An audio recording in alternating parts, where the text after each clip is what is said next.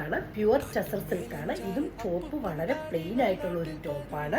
ഇതിങ്ങനെ വരും സ്റ്റിച്ച് ചെയ്തതിൽ. ബോട്ടം നിങ്ങൾക്ക് ഇഷ്ടമുള്ളത് കൊടുക്കുക. ഇപ്പൊ സോബർ ആയിട്ട് വേണമെന്നുള്ളവർക്ക് ഇതേ കളർ ബോട്ടം പെയർ ചെയ്യാം, അല്ലെങ്കിൽ എന്തെങ്കിലും ഡാർക്ക് ഷെയ്ഡ്സ് വേണ്ടവർക്ക് അങ്ങനെയും ചെയ്യാം. ഞാനിപ്പോ ഇതിന്റെ കൂടെ പെയർ ചെയ്യുന്ന ഒരു ദുപ്പട്ട എന്ന് പറയുന്നത് നല്ല, ഇതും ഒരു പ്രീമിയം എക്സ്ക്ലൂസീവ് ദുപ്പട്ടയാണ്. ഒരു